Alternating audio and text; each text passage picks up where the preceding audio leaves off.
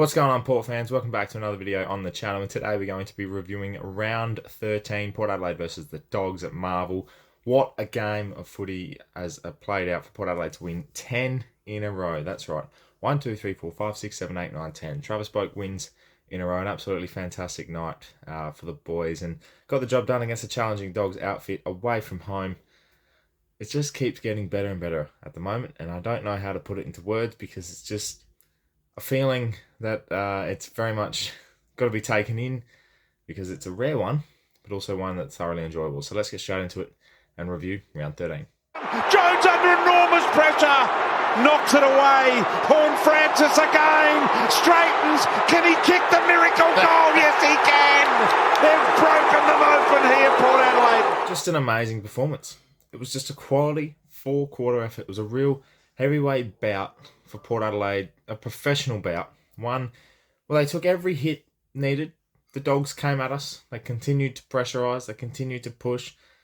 They had momentum, and at stages when the Dogs looked like they were going to get a couple on the board, Port Adelaide just turned it around professionally. It was clean.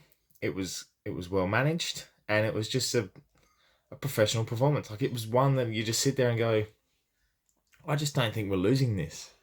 And that's how I felt. We just kept niggling away, just kept going at it. And I think the third quarter, when we got to about 22 points up, I just sat there and I thought, holy something, we're going to win this game. And look, late in the last, like the halfway point in the last quarter, yeah, things got a bit nervy, but as you do, you get nervous in those situations, and got to the crucial stage where Waitman kicked that potential goal and Ollie Wines was pushed on the goal line, and that very much could be debated as whether or not it's a free kick. It's definitely there. They just don't get paid. And just my point on that is I'm probably not paying that, but at the same time, I'm definitely, there's no eyes on the ball from Oscar Baker, and there doesn't need to be, but it's just in the contest, if there's any chance that Ollie Wines is taking a mark, then I think it definitely warrants a free kick. So you can go either way with it. In the end, it sort of changed the game, and Port Adelaide sort of got momentum, kicked the next two. Horn Francis' sensational pickup.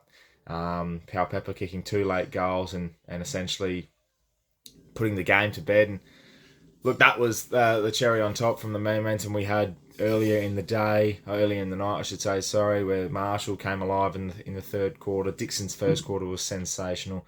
Our second quarter was just well managed and potent throughout the time. It was just a well-pressured finals-type game, and it was one that I was just so impressed to see us get over the line again. 9 straight now at Marvel, which is just a run of streaks we've got at the moment. You got 10 wins in a row, 10 wins in a row for Ken on the bench. It's, I think, 11 or 12 wins now without a loss for Dylan Williams, 9 in a row at Marvel. There's countless amounts of little streaks running at the moment that Port Adelaide have, and it just doesn't look like ending anytime soon, which is, it's just admirable. It's just something that I'm not quite used to as a Port fan. Like, you just sit here and you go, how are we winning 10 in a row? How is this happening? It's something's different. It feels different. It feels good different too. Some individual performances to point out. Zach Butters is clearly best on ground, and God, he was a bastard. He is a little prick. He is just that little midfielder you just want to absolutely run through, but at the same time, he's so good. He's so good to watch. The way he runs and carries with the footy, his smartness and his perplexed nature with the ball in hand, his decision making is fantastic. He complements the other midfielders, makes them look better.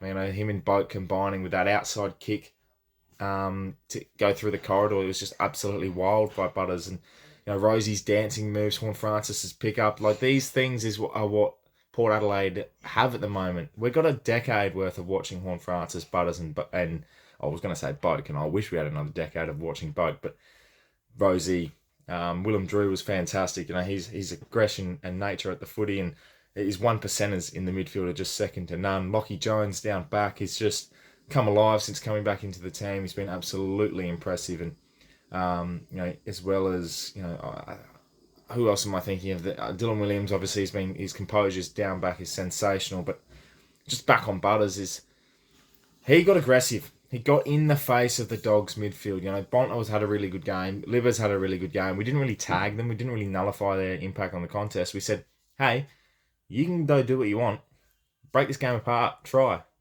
And we're going to still be here and we're going to still take this game away. And we did that. We did that with another great team performance. Aaliyah down back was sensational. I really, really thought Mackenzie did a decent job.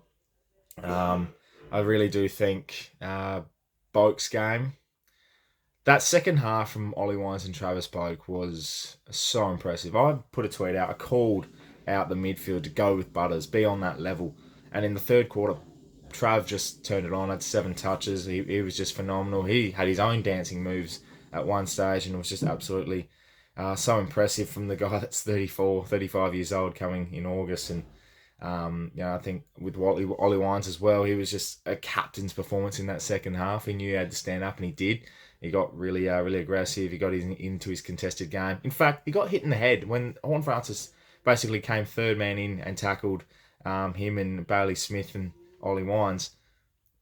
He got hit in the head, and then all of a sudden just clicked and he went in. He just started playing football. It was amazing and quite funny to see that little head knock. He pushed away the doctor, said, no, nothing's hurting this box head. I'm going out, I'm going to play some footy, I'm going to get some touches and turn this game as a true captain's performance he did. And that was really impressive. So him and the old men, Boak and Wines, stood up in that second half. Boak had 20 touches in the second half. It was just, I think he had 13 touches in the last quarter. Like, the running capacity, the ability to get from contest to contest. Rosie was sensational as well. I think he had 8 or 9 touches to half time. Ended up with about 26, 27 as well. So, super impressive. Well done for the midfield. And it was just great to see them all combine in the second half and put in a pretty professional performance. So now we sit here and we're 10 wins in a row. We've just beaten the Dogs at Marvel. We've got some key players back in. Boat coming back in made an impact. Dixon comes in, kicks 4 goals, makes an impact. Finlayson kicks 2. Marshall's kicked, I think, 2. Our big keys are looking fantastic. Down back looks really solid.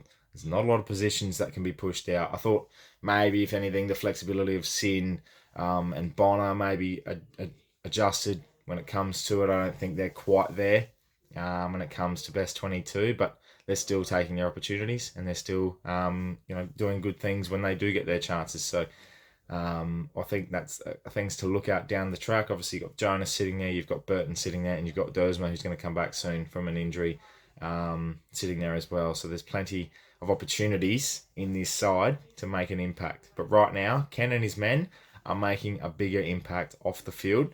And it's Jed McEntee as well. That's the one I wanted to talk about. Jed McEntee, I harped on about it a month ago, saying he has been such an improvement and so well drilled, has been very, very impressive with the way he's gone about things. He just keeps getting better and better. Kicked 2 goals last night. He is someone that is going to make or break our forward line. Our forward pressure is sensational because of him. And it's just something we just haven't had. We've had flair and we've had pace and goal sneaks, but never that forward pressure that you really just apply a tackle, kick a couple of goals, have your 9 or 10 touches, and that's your game. He does it to perfection every single week, and I just want to appreciate that. Alrighty, Port fans, let me know in the comments below your thoughts about this game, what you thought about that one. 10 in a row. We won 10 in a row. Can you believe that? I can't. I still can't. But that's my review. It's a quick one, but obviously, we've all seen the game. We've all taken in what has become a clear contender for this year. 11 in a row next week against the Cats. We'll see. Thank you very much for watching, Port fans. My name's Anthony, and as always, make sure you subscribe to the channel. Plenty more Port Adelaide and AFL content to come your way, and watch the Glass Table as well to come out every week. The AFL show that you need to see. It's stupidly sexy. Thanks for watching, Port fans. My name's Anthony, and as always, can't pay.